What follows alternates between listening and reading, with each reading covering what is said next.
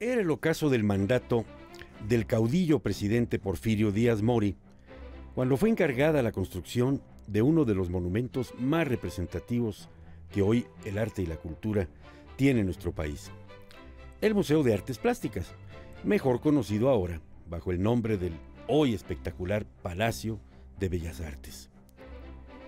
Un recinto histórico que en esta ocasión alberga una exposición muy especial, porque refuerza el mito detrás de la construcción de la mexicanidad, que todos sabemos sería imposible sin el encuentro entre dos orillas, la española y la mexicana.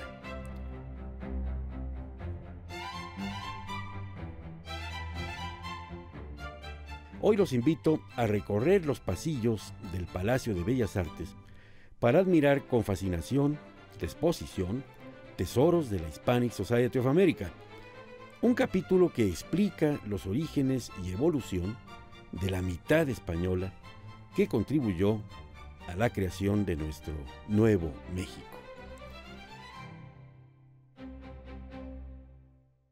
David, qué gran exposición montaron ustedes aquí en el Palacio de Bellas Artes con lo que se refiere al mundo hispánico, de la cultura, de la pintura y de otras artes, ¿no? Porque la exposición es muy completa. Exactamente, de hecho aquí tenemos más de 200 objetos exhibidos en el Museo del Palacio de Bellas Artes, los cuales no solo son pinturas, sino de igual manera artes aplicadas o inclusive objetos desde la antigua Roma. Y luego ya empieza a contar la historia de España en distintas etapas según fue transcurriendo el tiempo desde el punto de vista estético, ¿no? Sí, cabe mencionar que a través de la colección que realiza Archer Milton Huntington se explora la historia de España, sin exagerar prácticamente toda la historia de España, desde los antiguos romanos, como ya se mencionaba, posteriormente la España medieval, la cual tuvo una gran influencia del mundo árabe. Después llegamos a los siglos de oro, este boom de la cultura española, concretamente en el siglo XVI.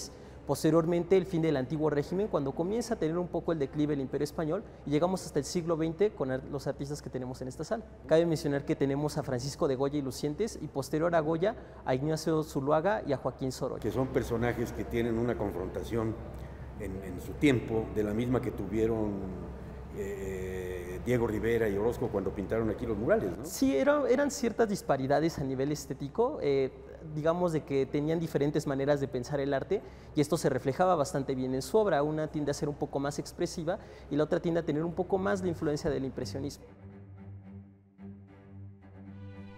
Ahora que la memoria nos traslada a los albores de la península ibérica, haríamos bien en recordar que todo pasado nos define y que todo presente incluye necesariamente nuestro pasado. Tenemos una expresión aquí dramática, ¿no? Con esta deposición de la cruz, con esta flagelación. Sí, son los flagelantes de Ignacio Zuluaga y es una pieza la cual sí tiene un nivel simbólico y de igual manera un nivel pictórico bastante fuerte. Y la colección de los comienzos de la Hispania romana ya tiene una muestra de arte bastante fuerte en el sentido de la expresión, en la escultura.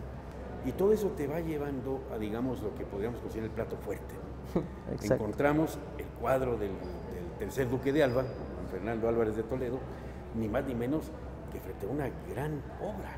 Sí nos lleva por un recorrido con algunos objetos romanos, algunos objetos de influencia celta, los pueblos celtibéricos que se ubicaban al norte de la península ibérica, posteriormente la influencia del arte islámico. Hay que decir que Huntington tuvo mucha suerte en poder adquirir este tipo de objetos, ya que contextualizando el momento en el cual realiza la colección, el arte, digamos, como de gran influencia islámica no era muy bien visto, se negaba un poco todavía esta influencia del Islam en la península ibérica, a pesar de que fueron 8 siglos de dominación árabe.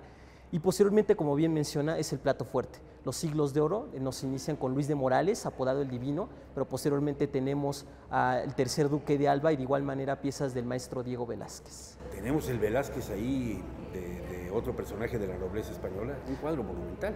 Tenemos al conde duque de Olivares, en una posición completamente vertical. Hay que decir que tiene gran influencia de Michelangelo Merisi y Caravaggio por estos claroscuros, o sea, la iluminación es muy dramática y el fondo es monocromático.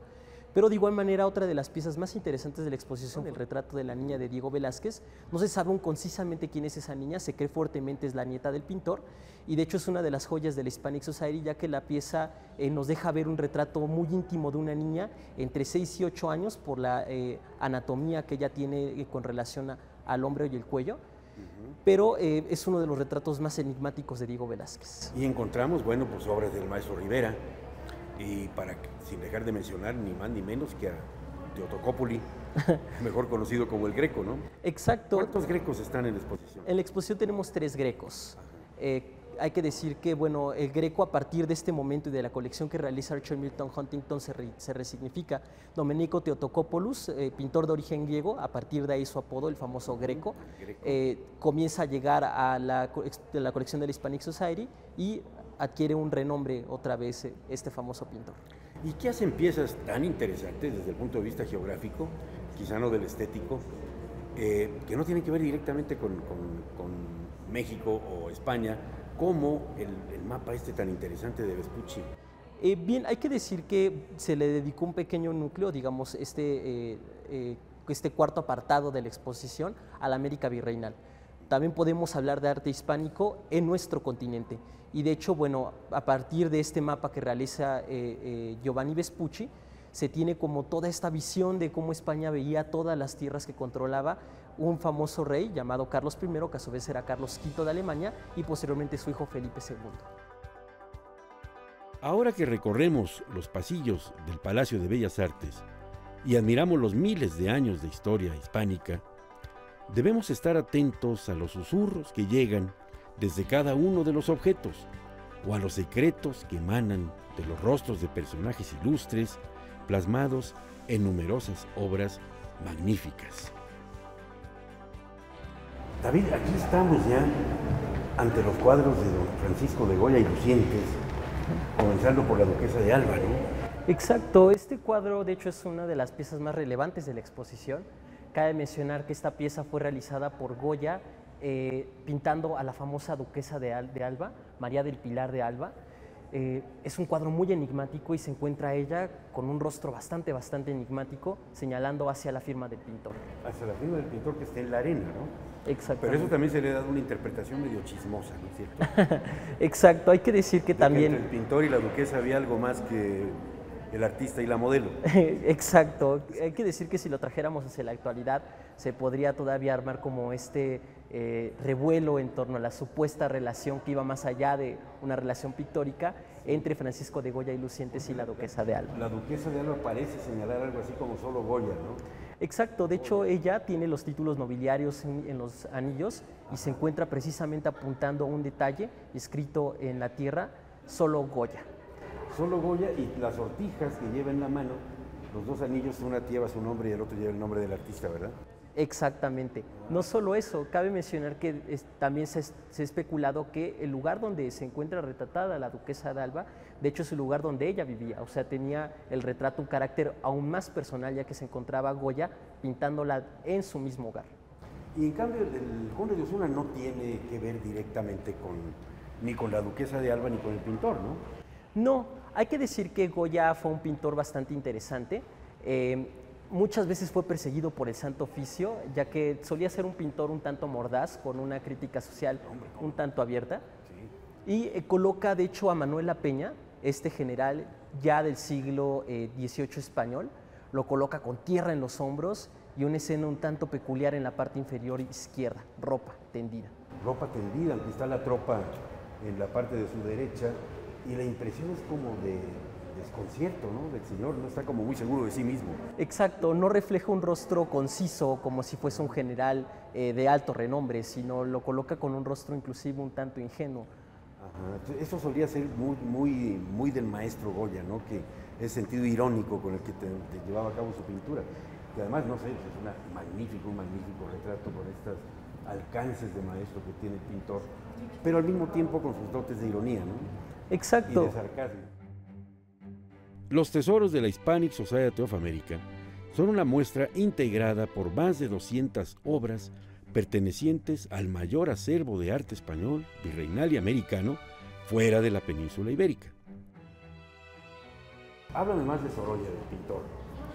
Bien, Sorolla de igual manera tuvo una relación un tanto cercana a Arthur Milton Huntington. Hay que decir que él ya tuvo una cierta influencia del impresionismo francés, es por ello que estas pinceladas sueltas y un poco de imposto es cuando uno junta mucho pintura dentro de un punto para generar esta sensación de textura, nos deja entrever este carácter un tanto más, digamos, como naturalista de la pieza.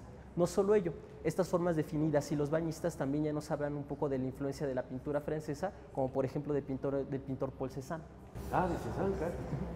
Bueno, ¿y ahora qué me dices de este Tiffany? Bien, Comfort Tiffany fue un empresario estadounidense, tiene una empresa de joyas bastante interesante. De hecho, como mencionaba, es muy interesante que este hombre haya llegado aquí, ya que la empresa a la cual él poseía, de igual manera fue la empresa que realizó la cortina de cristal y metal que se encuentra en el teatro de este recinto, y se coloca un Comfort Tiffany en una tonalidad completamente clara. Hay que decir que también la pieza está muy bien manejada a nivel cromático, o sea, en los colores. A pesar de que el personaje central esté en una tonalidad blanca y coloca muchas tonalidades cálidas como el amarillo o el rosa a sus costados, aún así el personaje central es el que llama la atención. Comfort Tiffany tenía un gran interés por la pintura y de hecho normalmente en su hogar solía él pintar de manera autodidacta. Ah, ya. Era pintor también, por supuesto. Sí. Aquí está magníficamente dibujado por el maestro Sorolla. Y volvemos a Zuloaga, finalmente con este cuadro que tiene un gusto caravallesco para mis conocimientos muy primitivos. David, ¿tú qué opinas? Sí, tiene un poco de escorzo. El escorzo es cuando uno coloca como un reflector la iluminación de una manera muy dramática a la pieza. De hecho, a través de este colorido tan peculiar que se encuentra Carmen cargada un poquito al lado derecho de la pieza, nos deja ver un poquito ya también la influencia del famoso Jugendstil, de pintores como por ejemplo Gustav Klimt, pero el textil de hecho nos deja entrever un poquito esta influencia asiática dentro de la pictórica española, y Carmen la coloca como si estuviese en una cueva. Hay que decir que de hecho esta representación de los gitanos también se volvió tan famosa en la pictórica española de principios del siglo XX, y los dos caballeros en la parte inferior izquierda de la pieza pues también nos dejan entrever un poquito este dramatismo a través de la iluminación.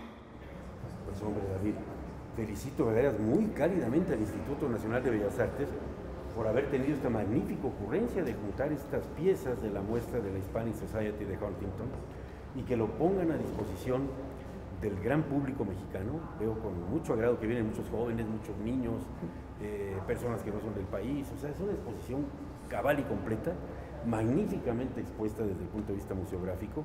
¿Y qué te quiero decir de la exposición que me has dado? Me has dejado sorprendido, David. No, es un gusto que siempre vengan. Únicamente, por último, bueno, invitar al público asistente. Tenemos un horario de martes a domingo de 10 de la mañana a 6 de la tarde. Hay que decir que niños menores de 13 años, credencial de estudiante, profesor y tercera edad muestran credencial vigente y el boleto siempre es gratuito, más el domingo la entrada siempre es gratuita a todo el público asistente. ¿Yo pago poco o pago nada? Nada. Muchas gracias, David, te agradezco. No hay nada que agradecer. Te felicito. Las civilizaciones y los territorios que componen lo que hoy se conoce como España y México están unidos por hondas vértebras históricas. Están unidos por visiones del mundo similares. En esta oportunidad podemos apreciar piezas fundamentales que armaron el rompecabezas de este nuevo México.